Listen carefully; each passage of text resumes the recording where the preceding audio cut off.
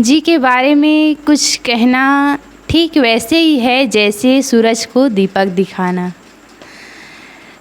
हम कबीर साहब की एक एक वाणियों को देखें तो हमारा जीवन सुधर सकता है। सद्गुरु कबीर साहब जी का मूल ग्रंथ बीजक है। यदि बीजक को हम ध्यानपूर्वक पढ़ें, मनन करें, चिंतन करें तो हमें जीवन जीना आ जाएगा। कबीर साहब जी ने हर पहलू पर अपना विचार दिए हैं। जब कबीर साहब जी का जन्म हुआ उस समय हिंदू और मुसलमान दोनों में बहुत लड़ाई झगड़ा हुआ करता था और हिंदू वर्ग के जो लोग थे वो वर्ण व्यवस्था के पीछे पड़े हुए थे कि ब्राह्मण जो है बड़ा होता है और शूद्र कहे जाने वाले लोग छोटे हैं। उन्हें पढ़ने का, लिखने का, अच्छे से जीवन यापन करने का, यहाँ तक कि अच्छे से कपड़े पहनने का भी उन्हें हक नहीं है।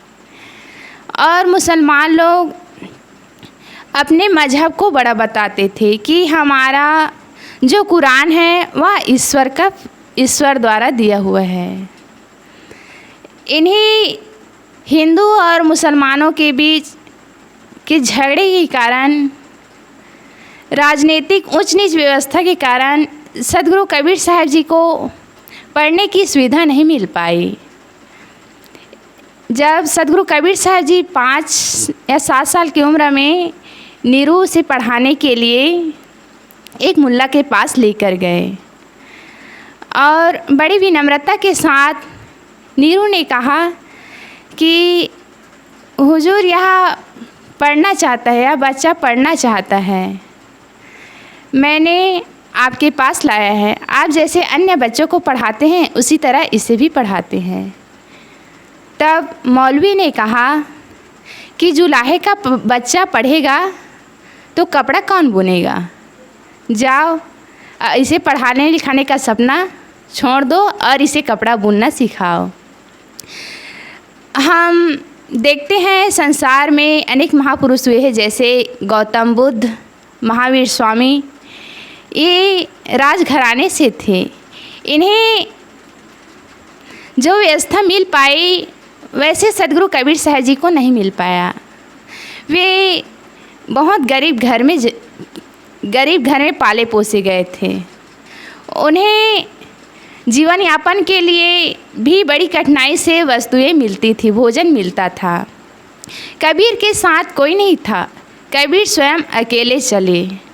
लेकिन समाज की इतनी हीन भावना को देखकर भी उसके अंदर समाज के प्रति कोई हेय दृष्टि नहीं थी। वो तो समाज को सुधारना चाहते थे, वो तो अनेकता में एकता को देखना चाहते थे, लोगों को प्रेम के सूत्र में बांधना चाहते थे। लेकिन लोग जो है कबीर साहब की वाणियों को समझ नहीं रहे थे। लेकिन धीरे धीरे दिन जैसे बीतता गया वैसे सद्गुरु कबीर की वाणी सूरज की तरह चमकने लगी। लोगों की तरफ उन लोगों का जो आकर्षण है वह सद्गुरु कबीर साहब की तरफ बढ़ता गया। कबीर साहब जी किसी मत पंथ के विरोधी नहीं, सद्गुरु कबीर साहब जी पाखंड के विरोधी थे, किसी व्यक्ति विशेष के विरोधी नहीं थे, वह किसी के पक्षधर भी नहीं थे। वह तो सत्य के पक्षधर थे, प्रेम के पक्षधर थे और विरोधी थे तो पाखंड के विरोधी थे, असत्य के विरोधी थे। सद्गुरु कबीर साहब जी ने जैसा समाज के लिए कहा है शायद वैसा किसी ने कहा हो। सामाजिक दृष्टि से देखे, आध्यात्मिक दृष्टि से देखे, व्यवहार की दृष्टि से देखे तो हर जगह सद्गुरु कबीर साहब की वाणियाँ मिलती है। कई ऐसे पंथ हैं जो गौ हत्या पर रोक लगाने के लिए प्रचार प्रसार करते हैं। लेकिन उन लोग अच्छा काम कर रहे हैं, गौ हत्या बंद होनी चाहिए। लेकिन बकरी, भेड़, मछली इन सब ने क्या बिगाड़ा है, इसकी भी हत्या तो बंद होनी चाहिए। तो सदगुरु कबीर साहब की दृष्टि इतनी गहराई से जाती है। वो कहते हैं, जीव मत मारो बापुरा, सबका एके प्राण, हत्या कभू न छूटी है, जो कोटिन सुनो पुराण। क्यों केवल गाय की हत्या ही बंद होनी चाहिए? जितने जीव मात्र हैं उनके प्रति दया का भाव हो, सबकी हत्या बंद होनी चाहिए। यह है कबीर साहब की दृष्टि। वो किसी एक पक्ष को नहीं देखते थे, वो सबको देखते थे, सबकी ओर उसकी निगाह थी।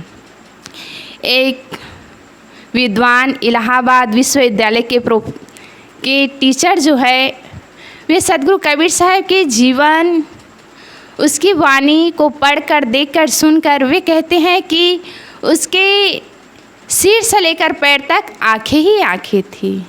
अर्थात वे हमेशा जागरूक रहते थे, उनकी पलकें झपकती नहीं थी, हमेशा हिम्मती, साहसी और संसार को बदलने के लिए उनका जो प्रयास था, लोगों के अंदर मानवता को विकसित करने के लिए उनके अंदर जो मेहनत किए, वे सब हम देखते ही हैं।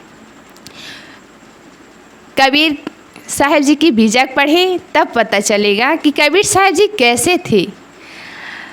भारत के जो सबसे ज़्यादा बुद्धिमान कहे जाने वाले डॉक्टर भीमराव अंबेडकर भी सदगुरु कबीर साहब जी को मानते थे। उन्होंने सदगुरु कबीर साहब जी के विचारों को संविधान के रूप में लागू किया गया, जैसे छुआछूत के विरुद्ध अधिकार, स्वतंत्रता का अधिकार, मानवता एवं प्रेम का व्यवहार, मानवता एवं प्रेम का अधिकार, ये इत्यादि अनेक जो सदगुरु कबीर साहब जी ने पहल किए, उसे संविधान के रूप में डॉक्टर भीमराव अंबेडकर ने लागू किया। आज देखा जाता है कि पहले जो ब्राह्मणों का दबदबा था वह आज नहीं है। पहले ब्राह्मण लोग दूसरे लोगों को तुच्छ मानते थे।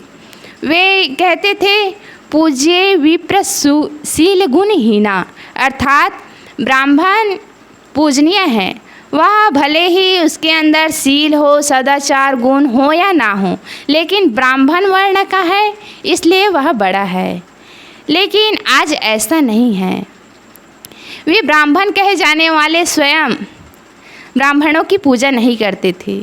उदाहरण के लिए देखिए, रावण ब्राह्मण परिवार से जन्म लिए थे। वे तो सीधा उसके जो रिश्तेदारी है वो ब्रह्मा से जुड़े हुए थे। लेकिन ब्राह्मण की पूजा कौन करता है? लेकिन रावण की पूजा कौन करता है? रावण से ज़्यादा बुद्धिमान कोई नहीं था।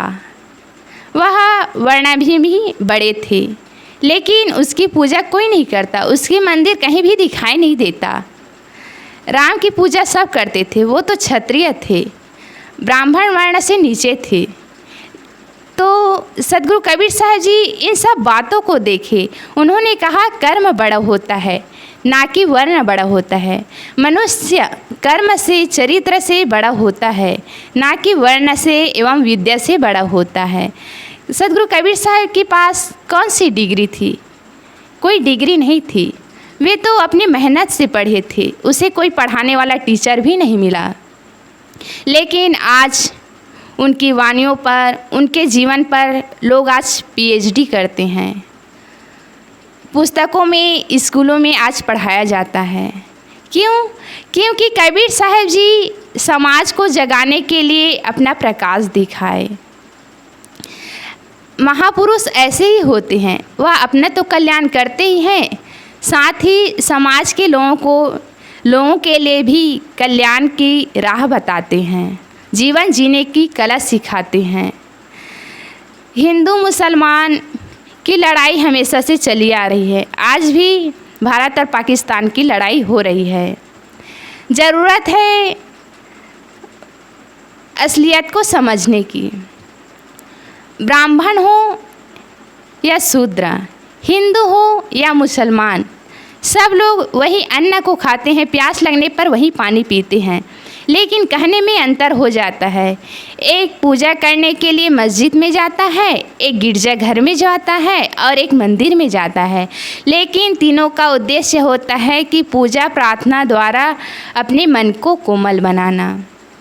बस नाम में अंतर हो गया है, पहनावा में अंतर हो गया है, लेकिन मूलतः तो एक ही है। जैसे गहना एक कनकते गहना, यामे भाव न दूजा, कहन सुनन को दुई कर थापे, एक निमाज एक पूजा।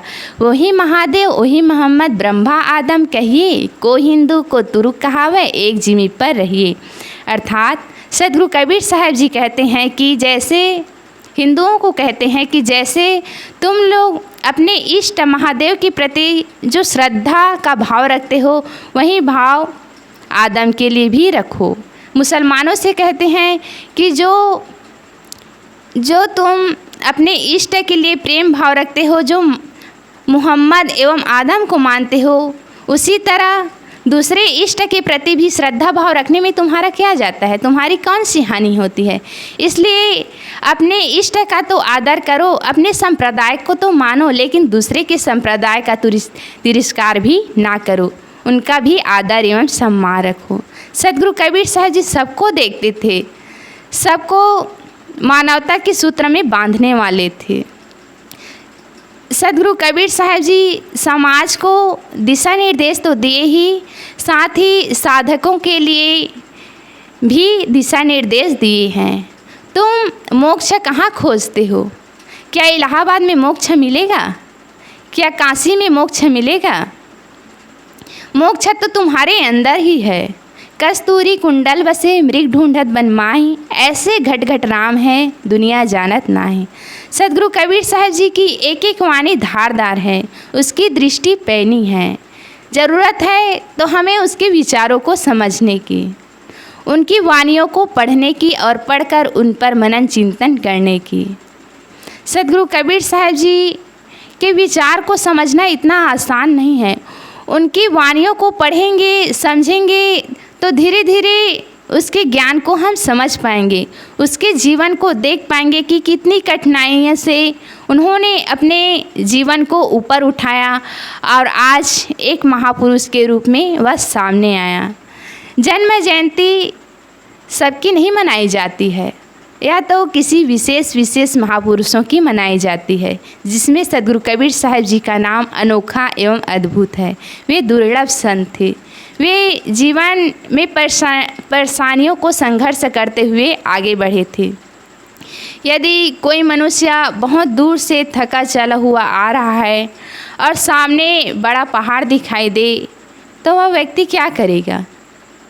थक कर बैठ जाएगा कि हमने इतनी दूर तक रास्ता तय करके आया और इतना ऊंचा पहाड़ कौन चल पाएगा? इतने ऊंचे पहाड़ को कौन पार कर सकता है? लेकिन सदगुरु कबीर साहब जी ने ऐसा ही किया। जीवन भर संघर्ष करते रहे, लेकिन समाज के प्रति उनके अंदर कोई हेय दृष्टि नहीं आई और ना ही लोगों के लिए उसके अंदर हेय दृष्टि आई। वो तो लोगों के कल्याण के लिए हमेशा प्रेरित रहे, हमेशा लोगों को जगाने का ही प्रयास किए। वह जन्म से लेकर अपने मृत्यु काल तक लोगों को जगाने का प्रयास किए, लोगों को अंधविश्वास को दूर करने का प्रयास किए, लोगों के अंदर जो मनोविकार है उसे दूर करने का प्रयास किए, घर में जो लड़ाई झगड़ा है उसे दूर करने के लिए जीवन की नश्वरता पर दृष्टि डाली है। भूला लोग कहे घर मेरा, जा घर में तू भूला डोले, सो घर नाही तेरा। किसका अहंकार करते हो? ऐसा कह के शरीर की नश्वरता को बताए हैं और जीवन में कैसे कल्याण करना है, कैसे साधना करना है, जीवन को कैसे जीना है, लोगों के साथ कैसे व्यवहार करना है, समाज में कैसे रहना है, समाज में हम रह रहे हैं तो हमारा उत्तरदायित्व कर्तव्य क्या है, इन सब की ओर उनकी दृष्टि है और लोगों को यही समझाने का प्रयास किए हैं। अनेक ऐसे पहलू हैं कबीर साहब की जिन्हें हम कह नहीं सकते, और कहे भी तो दिन रात बीत जाए, लेकिन कबीर साहब की वाणियों पर हम जितने विचार करें वह कम ही हैं। तो सदगुरु कबीर साहब जी के ऊपर कुछ कहने का प्रयास की। मेरा कहना वैसे ही है जैसे सूरज को दीपक दिखाना तो दूर, उसे माचिस की तिली भी हम दिखा नहीं सकते। अर्थात सदगुरु कबीर साहब जी की वाणियों को हम जितना कहें वह कम ही हैं। तो मैं सदगुरु कबीर साहब जी के विचारों पर अपना कुछ जो समझ पाई उसके हिसाब से कुछ कहने का प्रयास की। सदगुरु कबीर साहब जी की जो मूल ग्रंथ बीजक है उसे पढ़कर हम हर तरफ से आगे बढ़ सकते हैं, चाहे वह समाज के क्षेत्र में हो, सामाजिक क्षेत्र में या आध्यात्मिक क्षेत्र में। बस इतना कहकर मैं अपनी वाणी को विराम देती हूँ। बोलिए सदगुरुदेव की जय।